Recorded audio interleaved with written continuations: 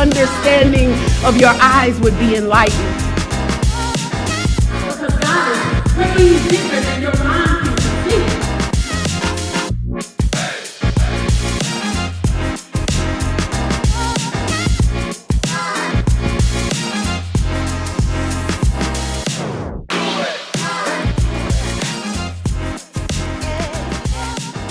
Hey family, welcome back to the Root Work Podcast with Tiffany Malone.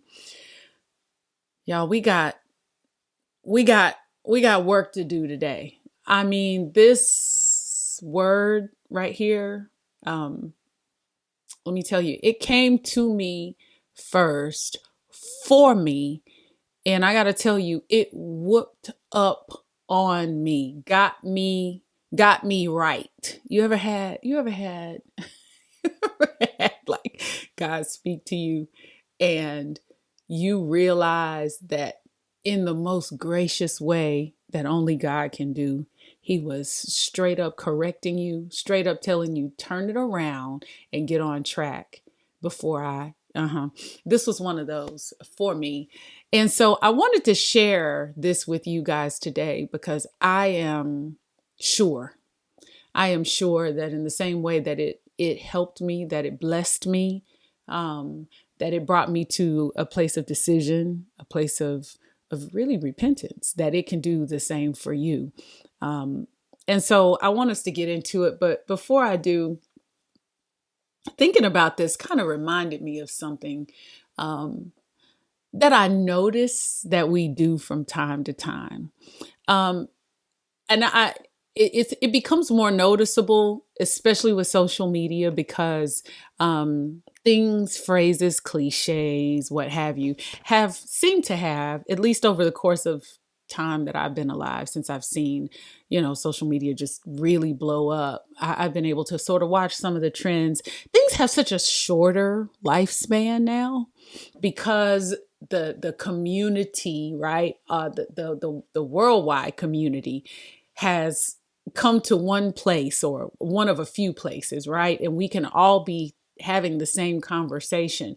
Well, when all those people come to the same place and have the same conversations change very quickly. You have even noticed it recently. There was something we were talking about 2 weeks ago and everybody was all engrossed in it. If you keep up or are interested or whatever, within a few days, we were talking about something else. You may hear somebody go back and reference it now, but we're on to the next thing. The 24-hour news cycle is that way, right? It's like the more connected we become, the shorter lifespans the words and concepts have. And that's kind of what happens.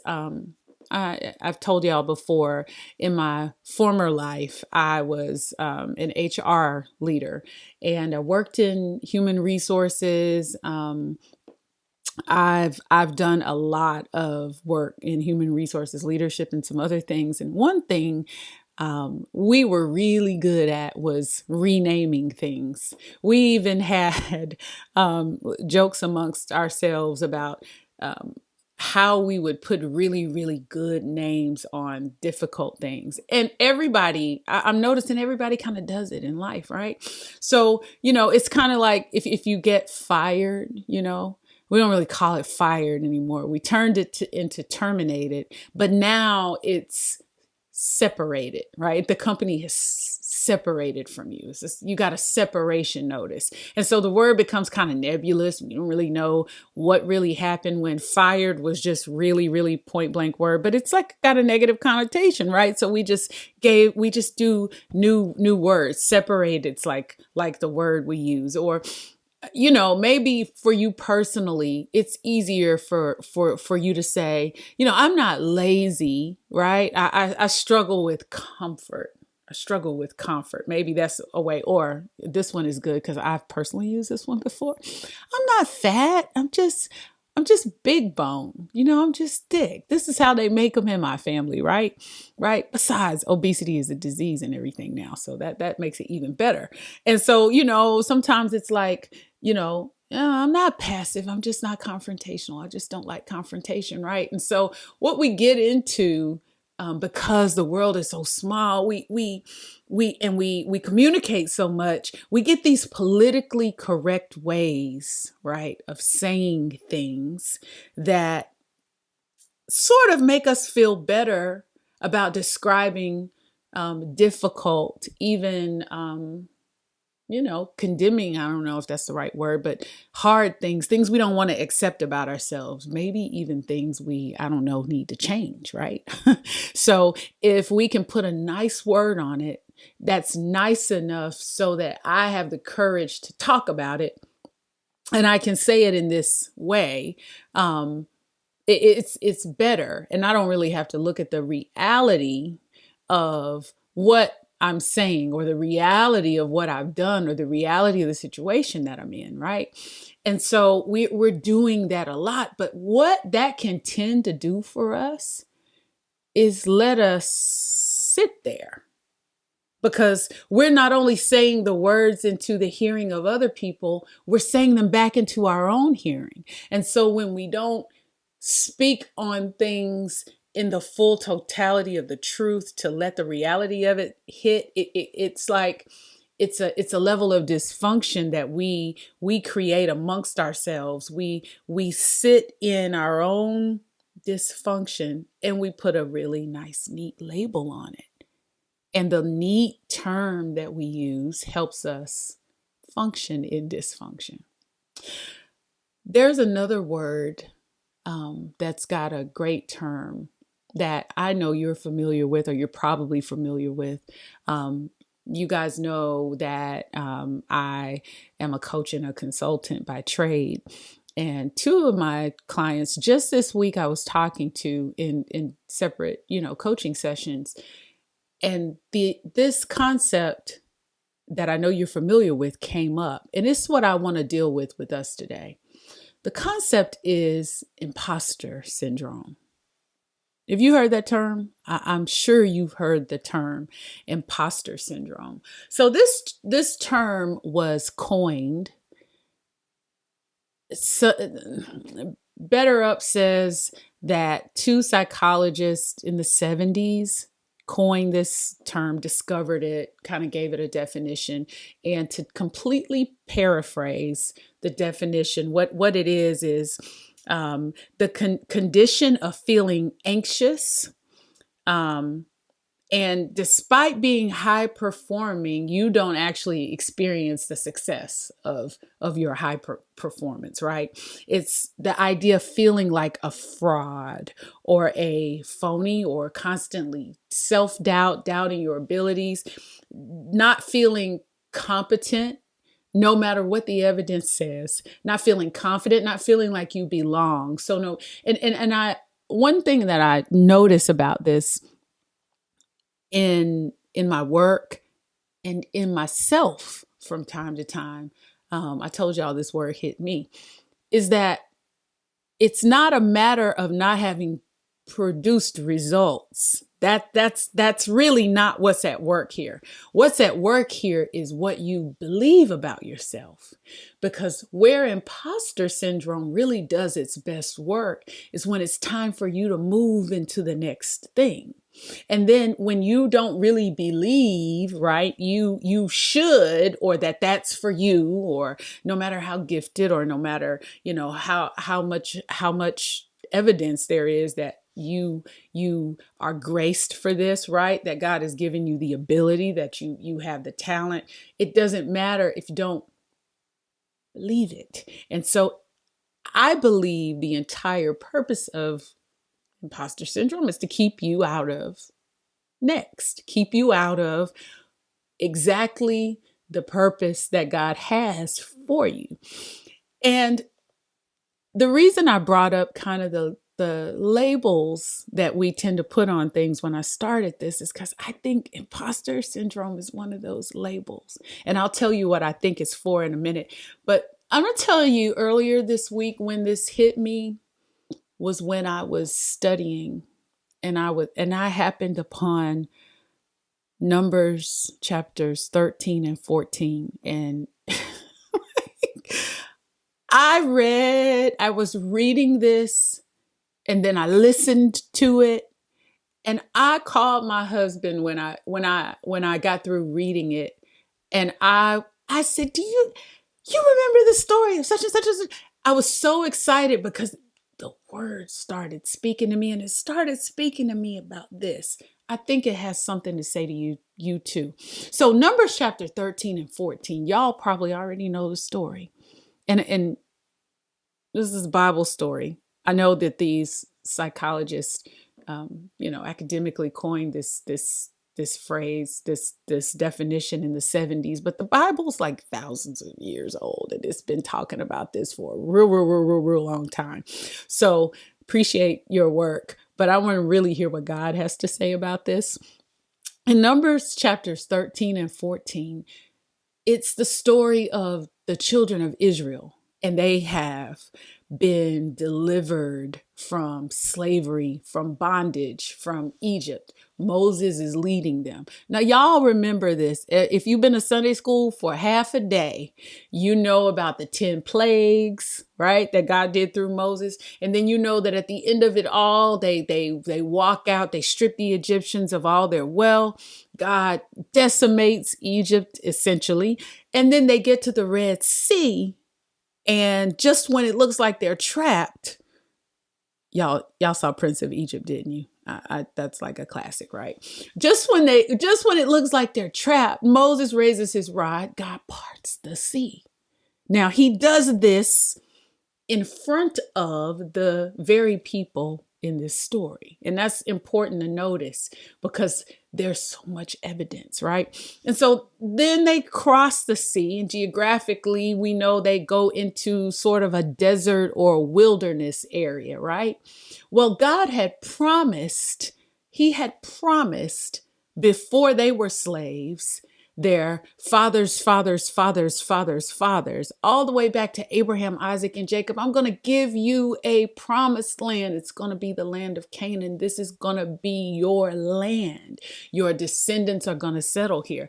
Well, God is about to make good on what he said hundreds of years ago in this moment.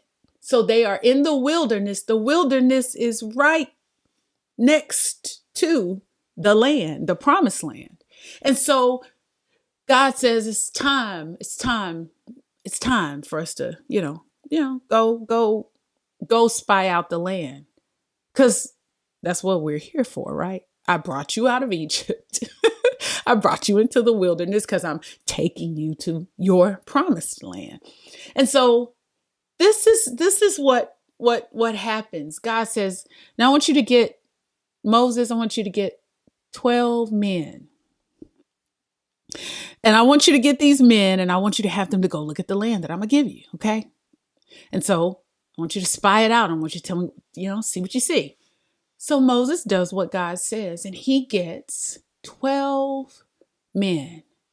And in all the years that I really read this story, one of the details I tended to skip over stuck out to me loud and clear when I read this week. The 12 men were not just any men.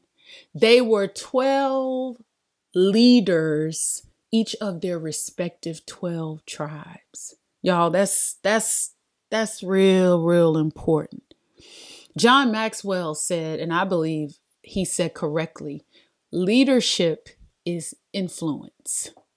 Leadership, in a word, is influence.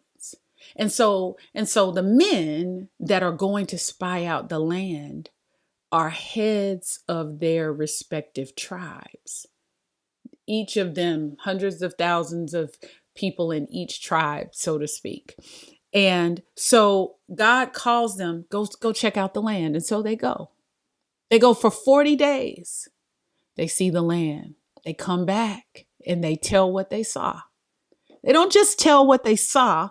They bring evidence of what is there in the promised, parenthetically by God, land that they are supposed to go to.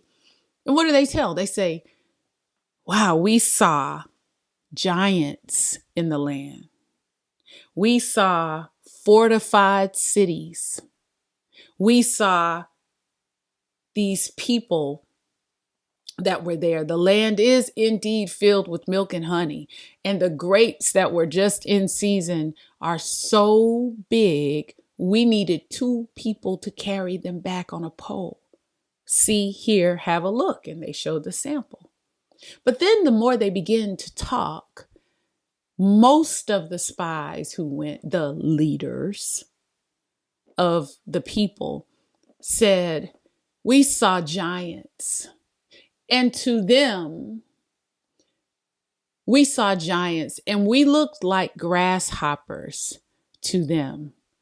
And at the end of chapter 12, it says, and we even look like grasshoppers to ourselves.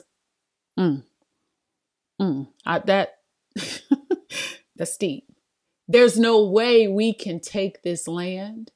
Appreciate you, God, for sending us to go spy it out. But when we saw it, all it made us do was realize how incompetent we are, despite all of the evidence, despite all of the performance God has already shown his ability to do, that whole part in the Red Sea thing. When we saw the land, we saw the giants, and we looked like grasshoppers to them and to ourselves. Y'all, this is essentially what some of the people that I've talked to have essentially said to me in their own way. This is essentially sometimes what I say when I look at what God has put in front of me. There are times, if I'm being honest with you, when I do not feel like I can grab hold and do the thing God has put in front of me. That's just an honest assessment. And when that comes on me, because I know what I know and I do what I do, I realize that's Impostor Syndrome, that name, right? Talking. But I had to challenge myself this week, as I also challenged those clients that I was talking with. And I really had to challenge myself, even about how I use that word, how I use that term, because that term is so palatable, right? It's so palatable. And so when I read on through this chapter, those leaders, men of influence who had been chosen to go and look and see what God had already promised to give them. And God's credit is good, y'all. He has made good on everything. These same men have seen God already. I could list all the 10 plagues of Egypt. Maybe I could. But 10 different times by Moses' hand, he has the death of the firstborn, destroyed the crops, caused it to be night in Egypt, and all the things he did. He has parted the Red Sea. He has brought water from rocks. Never mind that the very food you eat every day is food that came from heaven. You called it manna because when you wake up in the morning, it's just outside your door. You are literally physically sustained by miraculous food that God provides. And so in light of all that, in light of the cloud that guides you by day and the pillar of fire by night, in light of all of these miraculous things that God has done and is continuing to do right in your presence, you say, we look like grasshoppers up against them. And that's what we thought of ourselves too. There was only one of the spies who went that spoke up, that said, no, we could take the land. We could take the land. That was Caleb. And Joshua also spoke up. And so when I really thought about this, when it got to chapter 13, and I realized how these men of influence went and spread this story back to the people that they cover because they are men of influence, they got the people so scared because of their, imposter syndrome, right? That the people began to get in an uproar and God got mad. He was done. He was angry. He wasn't having it. And so, you know the story. He got so angry that he really wanted to just kill them all. And my first thought was, that's a bit of a overreaction, if you can. I thought that very lightly, don't get me wrong. But when I really stepped back and thought about it again, it's really not. If you're eating manna every day, if God gives you water from a rock, if his presence is there by fire by night and a pillar of cloud by day, if you literally walked through a sea on dry ground when Moses raised his rod, and that's just a few of the miracles. Let's not really get into how Moses is talking face to face with God, so much so that when he comes off the mountain, his face is glowing and he has to put on a veil because he's been in the presence of God. You cannot be in this community of people and not know God is among you. And if God sent you to spy out the land and you come back and give a report like this and rile up the people, the question is, what is it really? What is it really? What is it really going on with you that after all God has done, right, you would bring this report back? And that's the question I had to ask myself this week. What is it really? Could it possibly be that imposter syndrome is one of those words, those politically correct words we use to describe unbelief? What if we just called it unbelief? What if we just called it, I don't believe you, God? What if we just said it like it was? What if we didn't call fired separated, right? What if we didn't call laziness comfort? What if we just said imposter syndrome is unbelief? I don't believe you, God, that you are capable of doing what you said. I don't believe that what you put in me will produce what you're telling me is going to produce. I don't believe that how you made me and where you're calling me to. I just don't believe you. I don't believe you. I don't believe you. I don't believe you. Which is to imply one of y'all's a liar. Like, let's just really get down to brass tacks here. Let's just get down to what it really, really is. And that's what I had to do. That's what I really had to do. Because when I step back and I think about this passage, I think about these people, the reality is had they believed God, like Caleb and Joshua did, when they saw the giants in the land, their perspective would have been different because they would have been able to see straight. And they would have realized the giants in the land are not there to make me look like a grasshopper, which I already see myself as because I don't believe in the God that's done all these amazing things already for me. The giants are there to show me just who God is going to defeat because he's for me. They are so much bigger than me. And when God does what he's going to do, I'm going to be able to testify to his glory.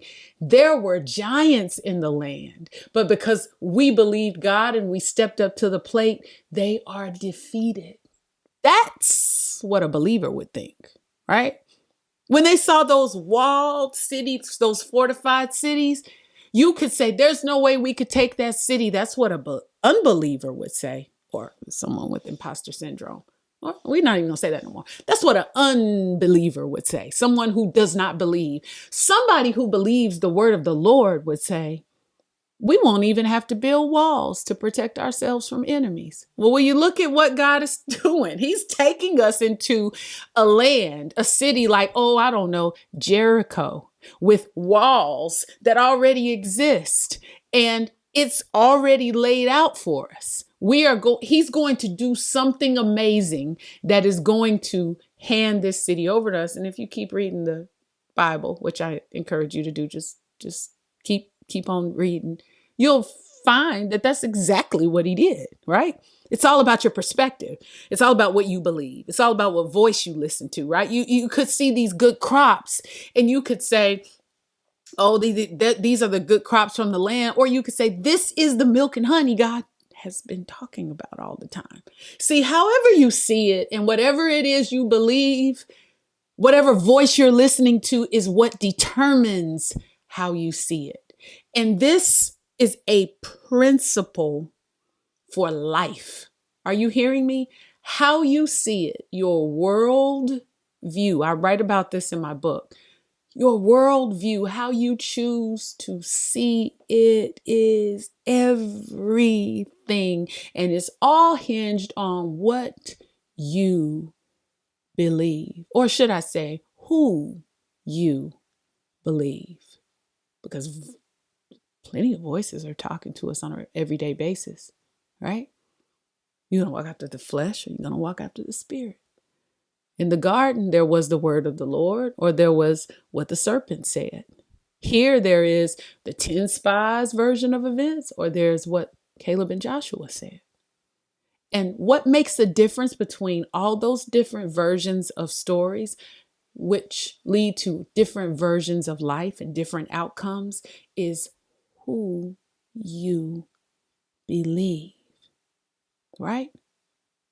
So we can slap these neat names on them, but these names cover up the reality that what we're dealing with is a unbelief issue. And so it makes sense. It makes perfect sense when I flip the page and read on why God wanted to kill the people. It makes sense, y'all.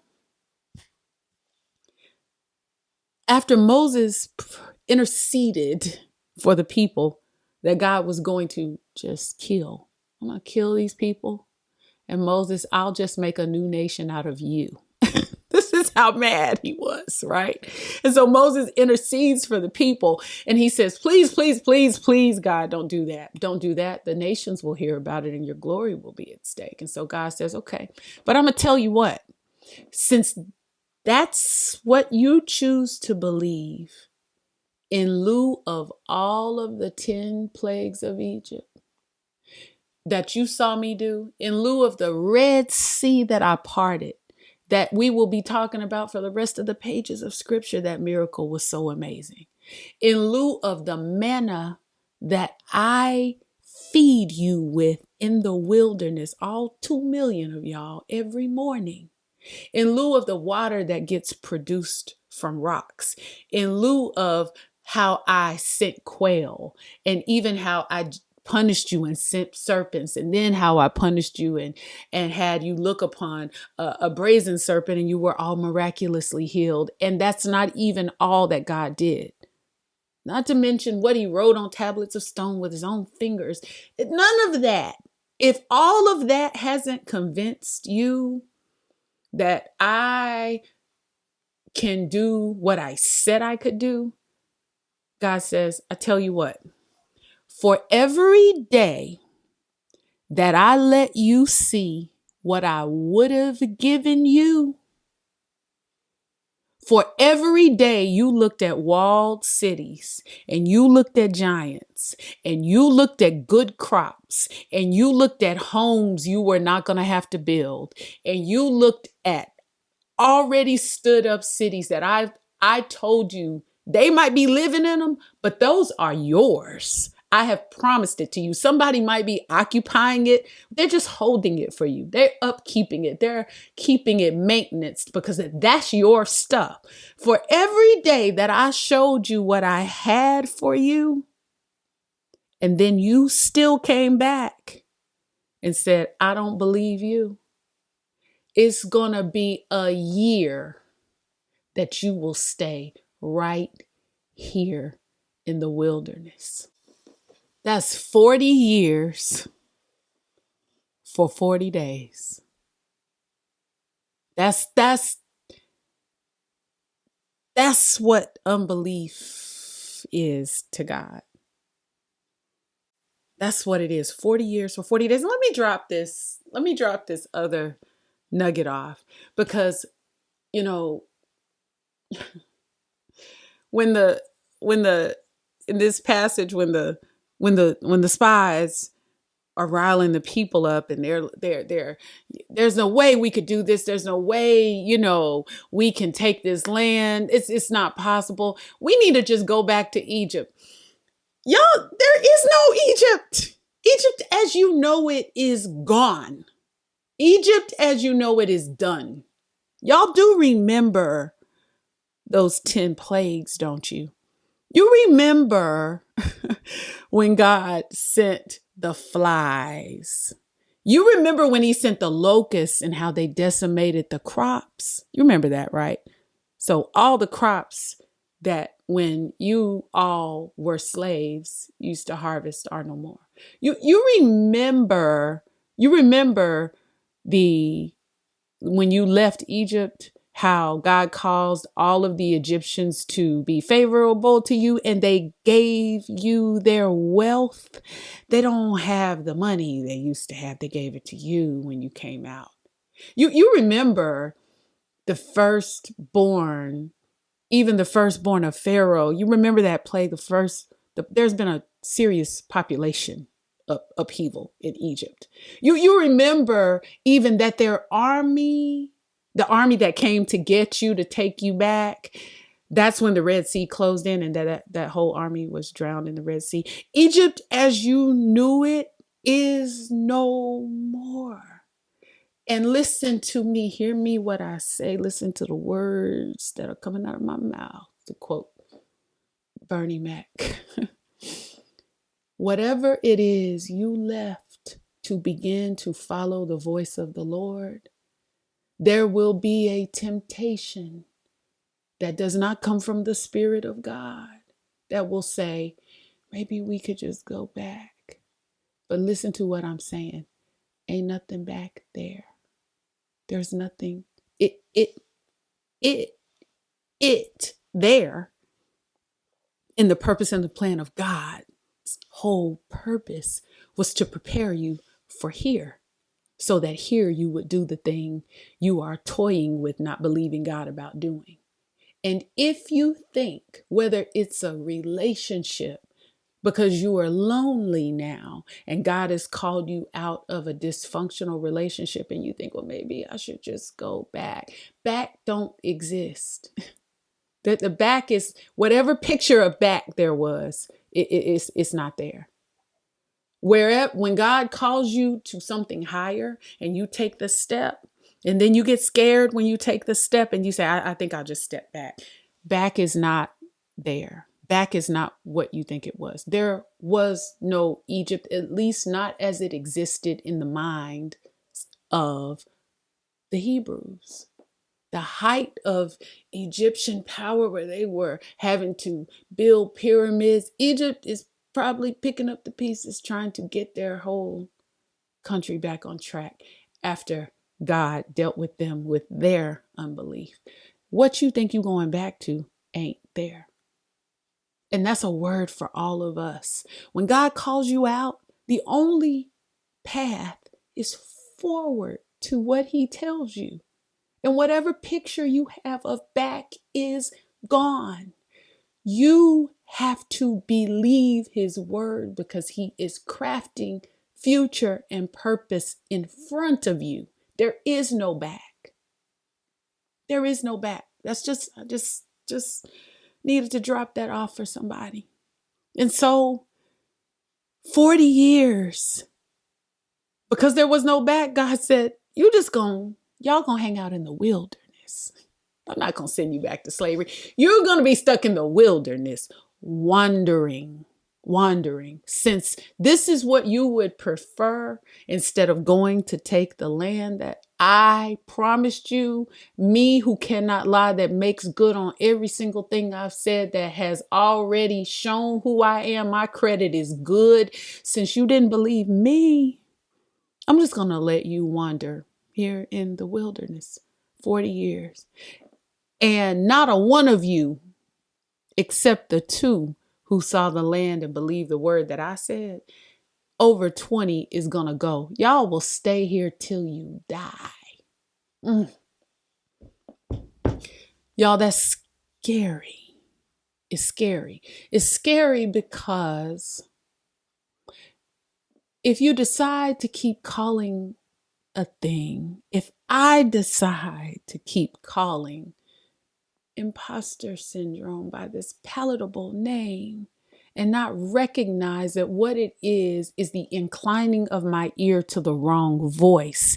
What it really is the unbelief, a decision to not believe the word of the Lord and to believe another spirit. What it really is gross unbelief and, quite frankly, rebellion against God. Until I see it in those terms, and if I don't accept that this is what I'm doing, I could lose the opportunity to walk into purpose, to be used by God, to do the thing that God created me to do. Because there is a point that God has done, have it your way is essentially what he said. You're going to stay here. You're going to stay here for 40 years. You're going to wander in the wilderness. Yeah, I'm going to keep giving you manna. I'm going to tell you where to go. You'll have my I'm not going to leave you,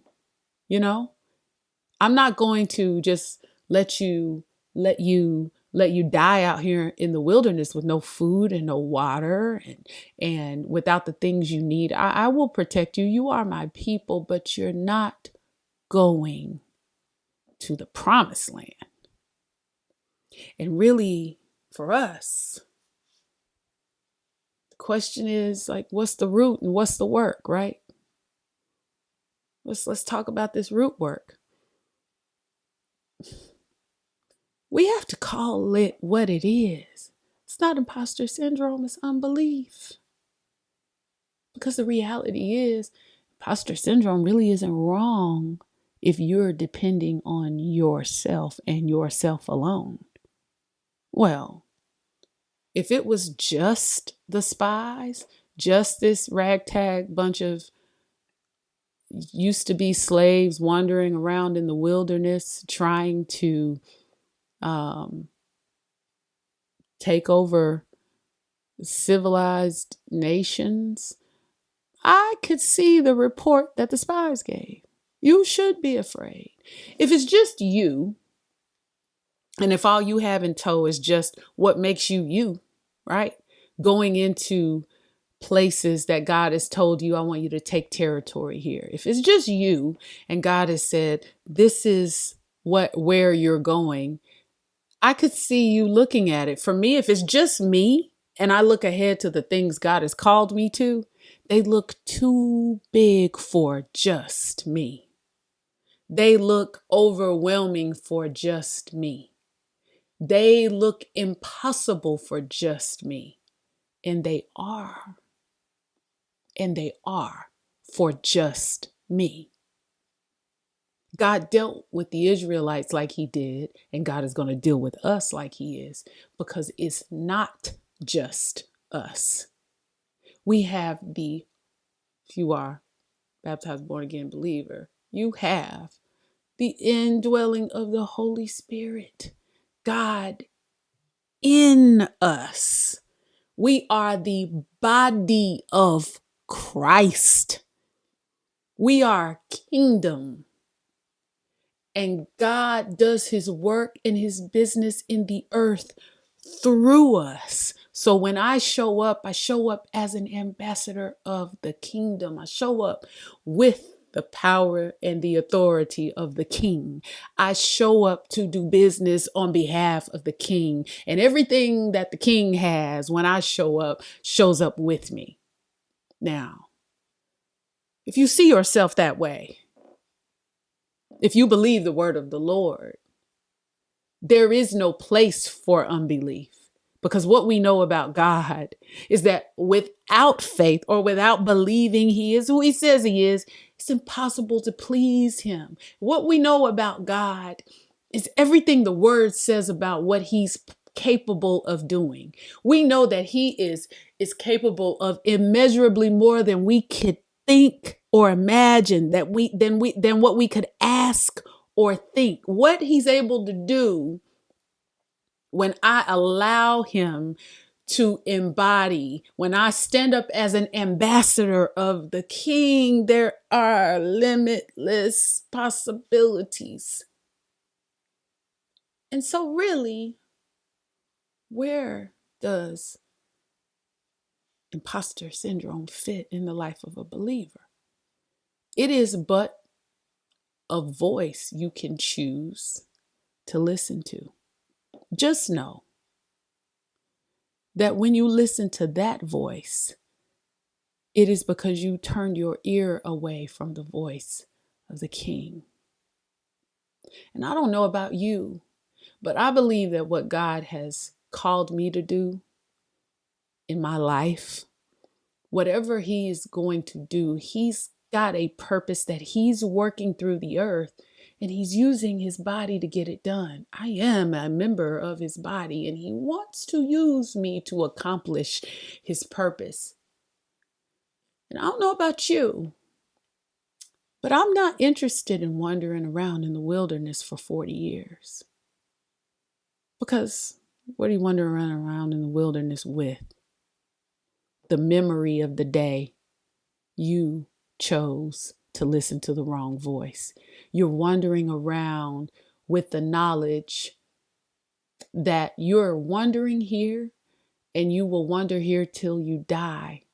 Because despite all of the evidence in your life of how God had been good and how God had been faithful and about how God has shown himself and about how he shows himself true, you're going to be wondering, and you're going to be wondering, what could have been if I had chose to focus on the body of work God had already shown me? You're going to be wondering with an O, what could have been if I would have decided to believe the word of the Lord? And I gotta guess that comes with a bit of regret.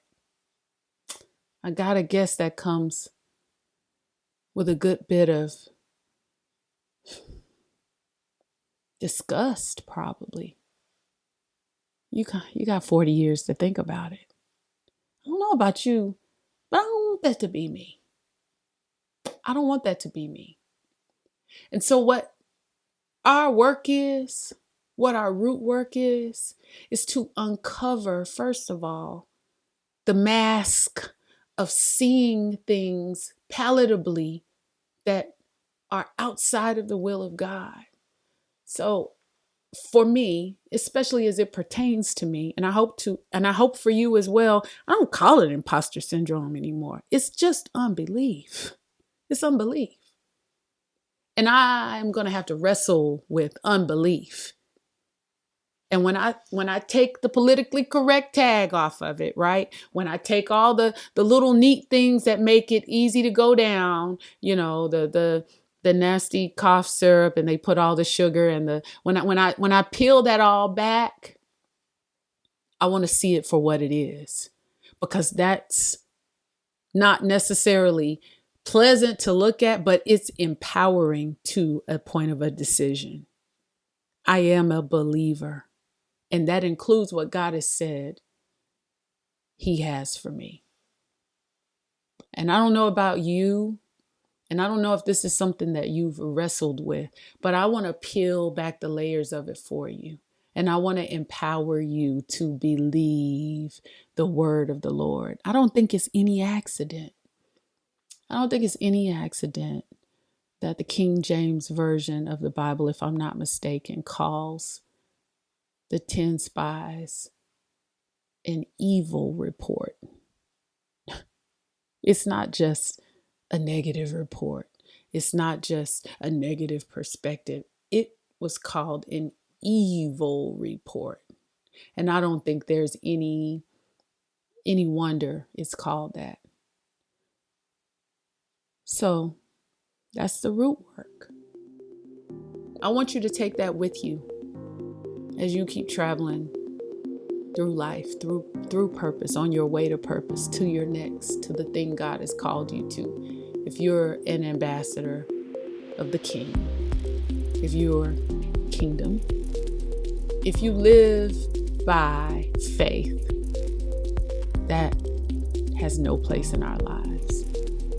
We want to stand up in the fullness of everything that the King is, and we want to become all that He has called us to be. I want you to take that with you, and I want you to be great. And until next time, keep doing the work along the route. See you later.